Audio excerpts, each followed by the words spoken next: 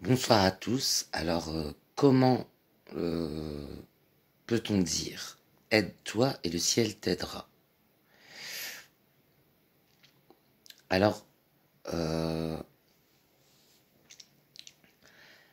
déjà, enfin, peu importe le domaine invoqué pour parler de ce dicton, il va de soi qu'il faut réunir la bonne volonté pour obtenir euh, un objectif et l'atteindre.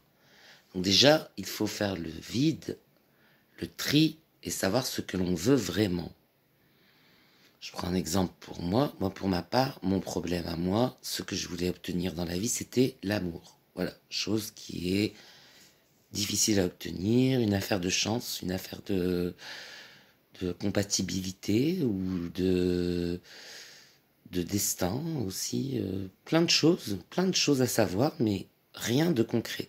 Donc, je suis parti dans l'abstrait. C'est normal, parce que ma volonté, c'était d'être heureux et amoureux, riche ou pauvre, ça n'avait aucune importance.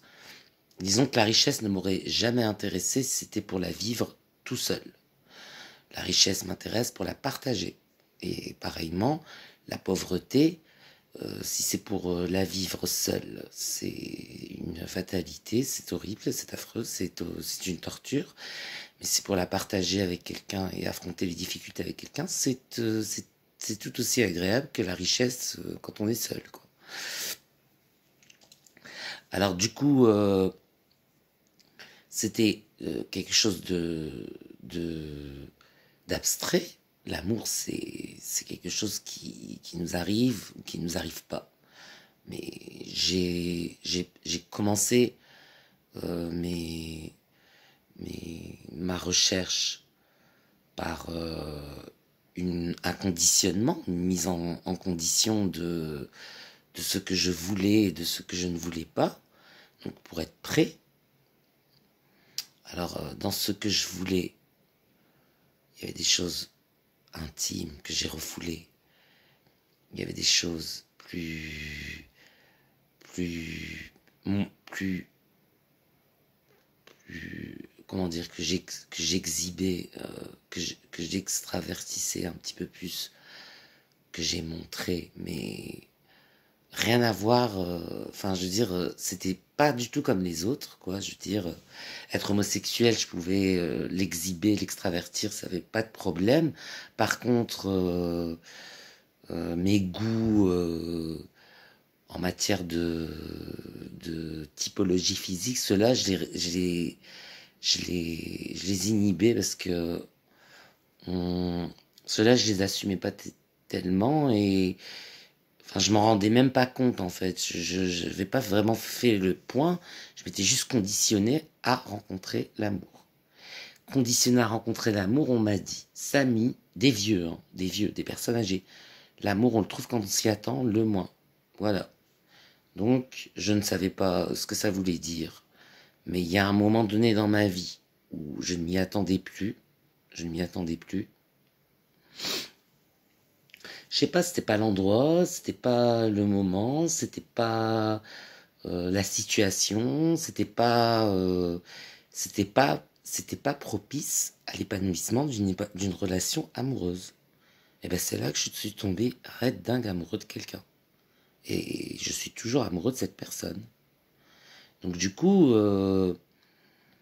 ensuite, il a fallu retrouver cette personne parce que perdu de vue. Il a fallu trouver un terrain d'entente avec cette personne parce que pas les mêmes désirs, pas les mêmes affinités forcément qu'avec d'autres personnes encore.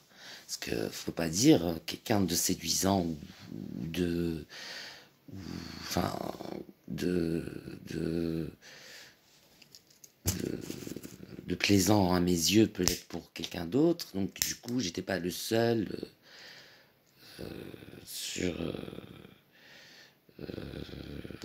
j'étais pas le seul dans la compétition qui nous amenait à son cœur. Donc du coup, voilà. Et là, la magie, bah, c'est là qu'elle aura pu être utile, mais toujours peur de l'utiliser parce que peur de perdre toute crédibilité ou de nuire. Et ça, quand c'est quelqu'un qu'on aime très fort, bah, on ne peut pas se le permettre. Mais étudier, étudier le Dieu d'amour, étudier la sagesse, la philosophie et tout ça me permet de prendre la relation de manière stable. Parce que moi, je suis quelqu'un d'instable en ce qui concerne mon état de santé mentale et psychique. Mais par contre, en ce qui concerne les relations humaines, j'ai beaucoup de valeurs, j'ai beaucoup de philosophie. Je prends la vie avec philosophie. Même si je suis pas stable, je peux apporter une pierre à l'édifice de quelqu'un d'autre. Ça, je le sais. Rien qu'en étant présent. Donc voilà. Ça, c'est mon conditionnement personnel. Mais quelqu'un qui se dit, voilà, je veux réussir dans une carrière professionnelle. Bah déjà, je sais pas si, admettons, il veut être avocat. Il faut qu'il fasse ses études. Donc ça veut dire qu'il doit se conditionner pour obtenir son objectif. Il doit s'aider lui-même. Comme dit la maxime, et tout réussir, etc. Il faut qu'il arrête de sortir, par exemple. Qu'il fasse boulot dodo pendant quelques années avant d'obtenir ses diplômes. Et après, faire la fête quand il obtient ses diplômes. Chercher du travail une fois qu'il a obtenu ses diplômes, etc., etc. C'est la même chose pour médecin, c'est la même chose pour cadre commercial, enfin peu importe, hein, le métier, c'est tous les mêmes. Il y a des sacrifices à faire, des démarches à faire. Il faut se mettre en condition et s'aider, c'est-à-dire se donner les moyens. Voilà. C'est ça que je veux dire. Donc voilà, peu importe les objectifs qu'on se fixe, si vous voulez obtenir quelque chose, que ce soit de l'argent, que ce soit de la chance aussi, parce que la chance, ça peut s'obtenir, que ce soit un logement, que ce soit un emploi, que ce soit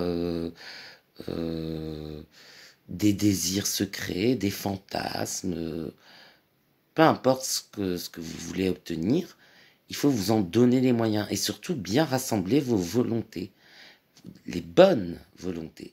C'est-à-dire que même si vous avez de l'ambition dans la vie, l'ambition dans le bon sens, pas dans le mauvais, pas dans le sens j'écrase tout le monde pour obtenir ce que je veux.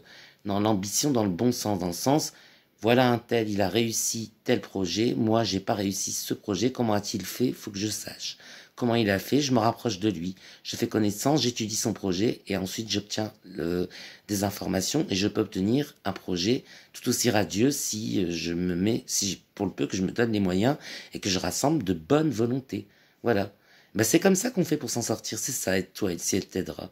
Ça veut dire, c'est bien de prier, mais comme on disait, 3 personnes sont dans la savane et rencontrent un lion. Qui va s'en sortir le premier? Celui qui court, celui qui prie ou celui qui court en priant?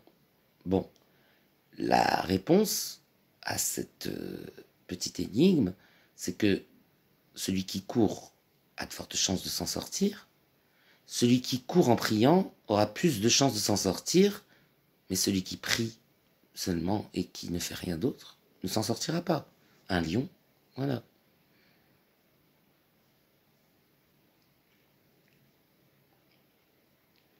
Voilà. Après, courir en priant, je sais pas, vous tombez sur une caravane et puis hop, vous montez dedans et puis après vous êtes à l'abri.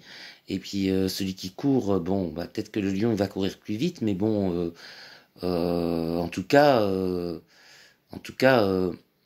c'est dans cette direction-là qu'il faut aller. Mais celui qui se met juste à prier pour que le lion ne le mange pas, c'est comme la politique de l'autruche, quand elle rentre sa tête dans le sable parce qu'elle voit un prédateur, elle se fait manger l'autruche. Et il y a beaucoup de chair dans une autruche, donc vous inquiétez pas que les prédateurs, ils la loupent pas, même si elle met sa tête dans le sable. Peut-être qu'elle voit pas l'adversaire, l'ennemi, mais l'ennemi, lui, la voit. Donc du coup, voilà. Donc du coup, c'est ça. Magie, prière ou ou autre domaine, vous devez vous donner les moyens pour l'obtenir, parce que sinon ça ne marchera pas.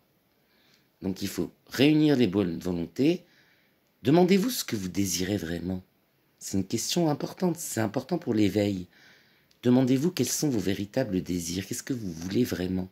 Si vous savez ce que vous voulez vraiment, vous l'obtiendrez si vous vous donnez les moyens et si vous rassemblez les bonnes volontés, l'ambition dans le bon sens.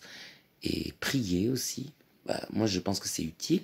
La magie peut être utile aussi, mais il y a toujours des situations différentes d'une personne à l'autre, d'une situation à l'autre, d'un désir à l'autre aussi.